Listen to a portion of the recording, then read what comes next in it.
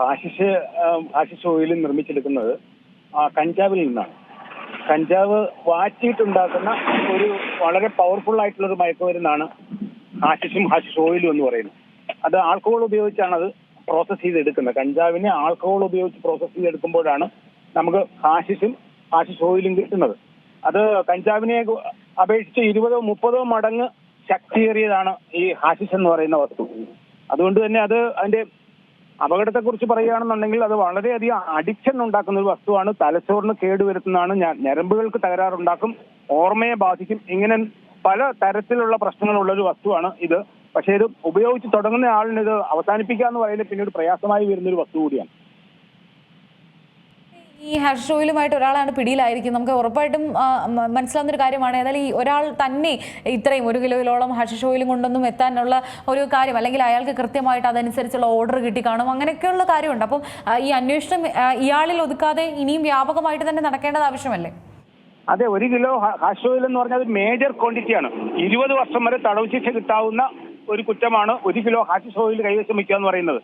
അത് ഉണ്ടാക്കിയെടുക്കണമെന്ന് തന്നെ എത്രയെങ്കിലും ഒരു 50 കിലോ കഞ്ചാവ് നിന്ന് വാറ്റിയെടുക്കുമ്പോൾ 1 കിലോ ഹാഷിഷ് ഓയിൽ കിട്ടുന്നതെന്ന് ഓർക്കണം.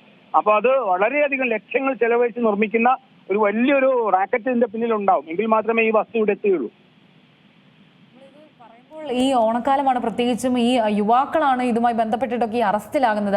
ഉറപ്പായിട്ടും ഇവരൊക്കെ ഇത് ഉപയോഗിക്കുന്ന ആളുകളൊക്കെ തന്നെയായിരിക്കും. അതിനാൽ തന്നെ ആയിരിക്കുമല്ലോ ഇവർ പിന്നീട് ഈ ഉപയോഗിക്കുന്ന ആളുകൾ തന്നെയാണല്ലോ ഈ കാരിയേഴ്സ് ആയിട്ടൊക്കെ മാറുന്നത്. പൊതുവേ നമ്മൾ അങ്ങനെ തന്നെയാണല്ലോ കാണുന്നതും. അപ്പം ഇവരെയൊക്കെ ഇപ്പം അറസ്റ്റ് ചെയ്ത് പിന്നെ നിയമ നടപടിയൊക്കെ കടന്നു കഴിഞ്ഞാലും പിന്നീടും ഇവർക്കൊരു ടെൻഡൻസി ആയിരിക്കും ഇതിലേക്കൊക്കെ തന്നെ മടങ്ങിപ്പോകാൻ, വീണ്ടും ഒരു മനമാറ്റം മാറി അല്ലെങ്കിൽ വീണ്ടും നന്നായിട്ട് ജീവിക്കാൻ, അങ്ങനെ ഒരു രീതിയിലേക്കൊക്കെ പോകുന്നത് വളരെ ചുരുക്കം ചില ആളുകളല്ലേ. അങ്ങേക്ക് പലരെയും അടുത്തറിയാമായിരിക്കുമല്ലോ.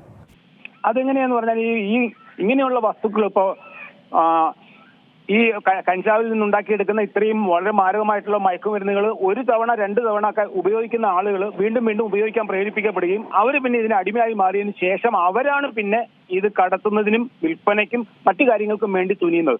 ഒരിക്കലും പിന്നെ അവർ അതിനകത്തുനിന്ന് രക്ഷപ്പെടുകയോ എന്നുള്ളൊരു അവസ്ഥയില്ല. അവർ കൂടുതൽ ഈ റാക്കറ്റിനെ വലുതാക്കാൻ കൂടുതൽ ചെറുപ്പക്കാരെ, കുട്ടികളെ ഇതിലേക്ക് ഉൾപ്പെടുത്താനുള്ള ശ്രമമാണ് പിന്നെ അവർ നടത്തുന്നത്. അതുകൊണ്ട് തന്നെ ഇതെന്ന് പറയുന്നത് നമ്മുടെ രക്ഷകർത്താക്കളോട് നമ്മൾ കഴിഞ്ഞ തവണയും പറഞ്ഞ, രക്ഷകർത്താക്കൾ ശ്രദ്ധിച്ചില്ല എന്നുണ്ടെങ്കിൽ ഈ ഉത്സവ കാലങ്ങളിൽ മദ്യത്തിനും മയക്കുമരുന്നിനും അടിമയാവുന്ന കുട്ടികളുടെ എണ്ണം വർദ്ധിക്കുമെന്നുള്ളതിൽ ഒരു സംശയമില്ല. അതിന്റെ സിംറ്റങ്ങളാണ് നമ്മൾ ഈ പിടികൂടുന്ന വസ്തുക്കൾ. 10-1 പോലും പിടികൂടുന്നില്ല എന്നുള്ളതാണല്ലോ വാസ്തവം. അപ്പോൾ 1 കോടിയുടെ സാധനം നമ്മൾ പിടിച്ചു എന്ന് പറയാൻ 10 കോടിയുടെ സാധനം ഡിസ്ട്രിബ്യൂഷൻ നടന്നു കഴിഞ്ഞു എന്ന് നമ്മൾ മനസ്സിലാക്കുന്നത് ഭയപ്പെടുത്തുന്ന കണക്കാണത്.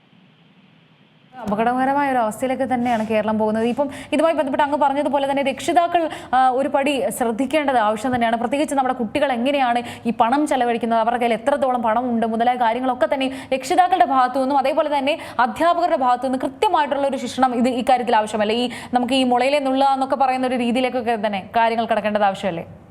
അത് നമ്മൾ മനസ്സിലാക്കണം. നമുക്ക് സ്കൂളുകളിൽ ഇപ്പോൾ ഓണാഘോഷം നടക്കുന്ന സമയത്ത് നിങ്ങളൊരു സ്കൂളിലോ കോളേജിലോ ചെന്നാൽ നിങ്ങൾക്ക് കാണാൻ പറ്റുന്ന കാഴ്ചകൾ അത്ര നല്ല കാഴ്ചകളല്ല, അത്ര സേഫായിട്ടുള്ള കാഴ്ചകളല്ല നമ്മൾ കാണുന്നതെന്ന് മനസ്സിലാക്കണം. കാരണം കുട്ടികളും അവർ പലതരത്തിലുള്ള വേഷങ്ങളും പലതരത്തിലുള്ള മൊബൈലുകളും പലതരം ലഹരികളും ഒക്കെ ആയിട്ടാണ് ഈ ഓണാഘോഷത്തിന് കുട്ടികൾ വന്നത്, പെൺകുട്ടികൾ ഉൾപ്പെടെ.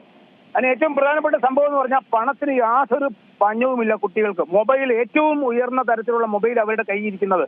സാധാരണക്കാരന് ചിന്തിക്കാൻ പറ്റാത്ത തരത്തിലുള്ള മൊബൈലുകളാണ് ഈ 15, 16, 17 വയസ്സുള്ള കുട്ടികളുടെ കയ്യിൽ, പെൺകുട്ടികളുടെ കയ്യിൽ പോലും ഇരിക്കുന്നത്.